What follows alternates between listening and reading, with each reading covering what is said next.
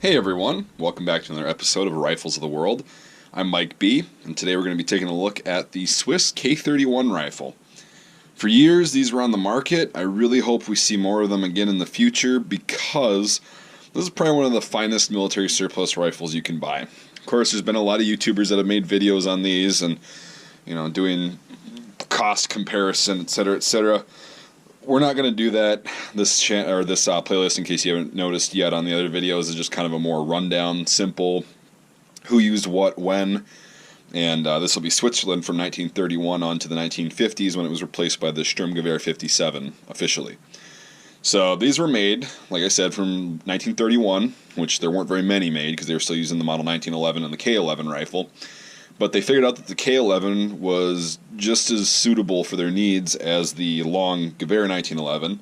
So when they designed the K31, not only did they shorten the action, so technically it's not a Schmidt-Rubin, it's an adaptation of the Schmidt-Rubin. It's about half the length. They consolidated it into literally half the length of the Schmidt-Rubin action. And they also consolidated the entire length of the rifle, the overall length, to the K11 size. It's a carbine. K31 is Carabiner 31. So it's a straight pull bolt. If you haven't ever seen one of those before, they go straight back and back forward. I can demonstrate that when we check out the bayonet.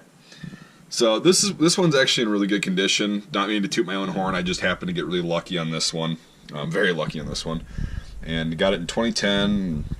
It's an all-matching K31. I hate to shoot it, but I still had to. Super accurate, just stupid accurate actually, like probably one of the most accurate rifles I own.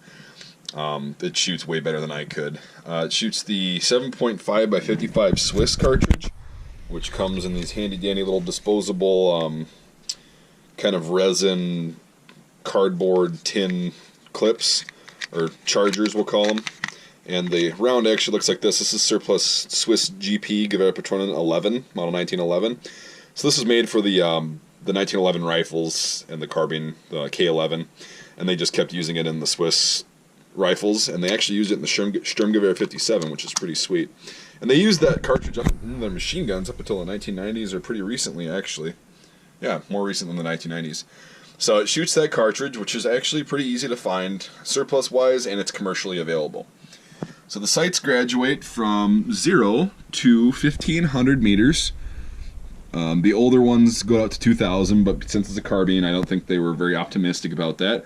1,500 meters is still a decent enough distance. Got the nice Swiss emblem right there, the crest. And you'll just find that the Swiss craftsmanship, as cliche as it is really good. They know how to make rifles, they know how to make a lot of stuff. They take their time. It's a very, very elegantly engineered weapon. So it has a 6-round detachable box magazine as well. You can load this from the top with this 6-round charger into the 6-round magazine, but you can actually put one in the tube to have a total of 6 plus 1 to equal 7 rounds in this rifle when you're walking with it. That little knob on the back is actually the safety. You pull it out and rotate it counterclockwise, I believe, or clockwise, I forgot.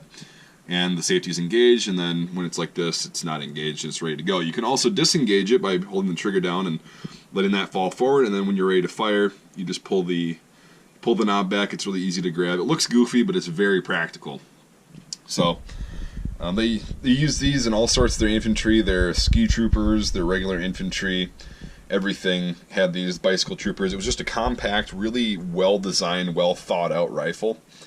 And there's really not much I can complain about except for a little bit of the recoil.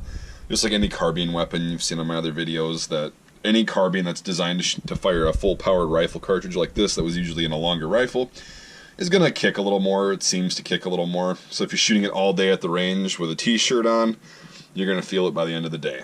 It's not that much of a drawback, really. It's just kind of a personal thing. Let's see if I can think of any drawbacks of this thing, actually. Really can't think of any. I ended up taking 2 white-tailed deer with this last year. If you haven't seen that video, it's pretty sweet. It was like child's play, just nothing to it to draw up on the targets, the nice V-notch sight and the front sight shroud to line it up, and then draw down on the deer, and they didn't have a chance. It's a powerful cartridge as well. It's like a 30 caliber bullet. They use 174 grain in their GP11. I used 150s and they worked fine. So yeah, there's a video of me shooting this. You can check it out on my YouTube. And it's super accurate, again, a lot more accurate than I could ever be. It works well for left-handed shooters too, the straight pull. My buddy is a lefty and he can operate this. He actually owns one himself. And he can operate this no problem, and it's comfortable for him. Oh, I just thought of a drawback that happens to both left-handed and right-handed shooters. The extractor extracts the casings, the spent casings, straight up and back. So if you're laying down and you have, like, say, a hooded coat on that's pretty loose, it'll go down the back of your neck and it'll hurt pretty bad because it's hot. It'll hurt, just sting for a second, you get a little bit of brass burn. But that's really the only thing that I can think of that is a drawback. It's not really a drawback, though, because I didn't have another choice in designing this. Nice heavy receiver, really easy to take apart, easy to maintain. I'll probably start like a disassembly channel, or a playlist too, that'd be cool. Sorry, sidetrack thinking.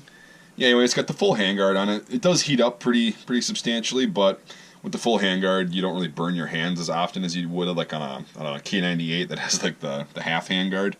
So that's pretty sweet. I don't know if these are shimmed or not, but they're just so accurate. The harmonics are just very well thought out, well designed, and they're very accurate. Oh, I suppose I mentioned the bayonet at the beginning of the video. Why don't we get to that now? I'll show you a little bit about that. It just adds to the elegance of this thing. Alright, so for the bayonet, you've got the model 1918, right? So it's a shortened version. They had a 1912 version that was super long.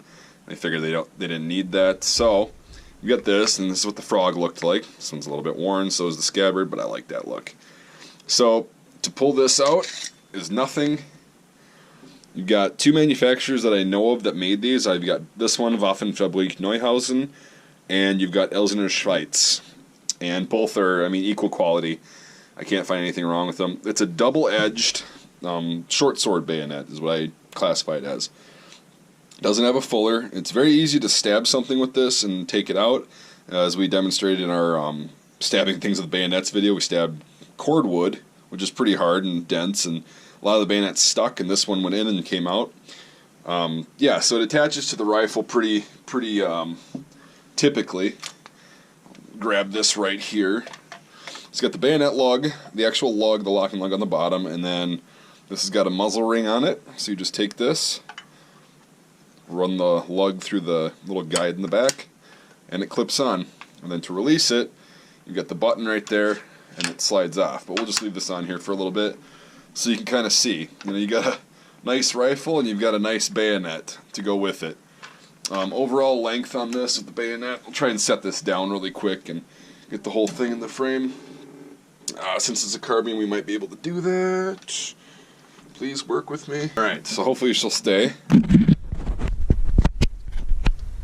So you've got this, and then you've got the extra little added bayonet length right here. So yeah, that looks pretty sweet for a military surplus rifle. I really like the look of that. God, I can't even get it all in one frame. So yeah, it's a little bit longer, I guess, than what you'd expect in a carbine, but nevertheless, it's really nice. So yeah, that's the K31 Swiss rifle. Hopefully you enjoyed this video. If you learned something, that's great. Again, this is just an overview. This isn't like the in-depth, nitty-gritty details of it. I don't know the name of the person who designed this and the name of the person who manufactured it in 1936 in August when it was nice and hot in Switzerland. Anyway, hopefully you learned something. If you like this video, give it a thumbs up and subscribe to my channel if you haven't already, because there's a lot of cool videos that I'll be doing on a lot of my collection, what I can, and kind of giving you a brief rundown on just the standard military surplus. So if you ever see one of these in a pawn shop or something, you know what it is a little bit. These have increased in value. These are like $400 to $450 as of November of 2017. That's the average going rate, if you can find them. They're all secondary market right now, which is unfortunate. The bayonets are really hard to find too. They're getting a lot harder. They were really common a few years ago, but now you're going to be paying close to $100 for one. But it is what it is. I think it's worth it. But yeah, and if you haven't already too, I'd highly recommend becoming a supporter of mine on Patreon. Even for $1 a month, you get access to exclusive content that I post on there that's not going to be available on YouTube. And you get access to the second half of a lot of my shooting videos that I only post on Patreon. And then you get access to live streams that we do, and you can actually be part of it once in a while. All my patrons so far really like the way that that's going. It's more interactive, it's more fun, and it's only $1 a month. That's $12 a year. That's a nice beer at a fancy hipster bar. So, all right, everybody, thanks for watching, and we'll see you on the next video.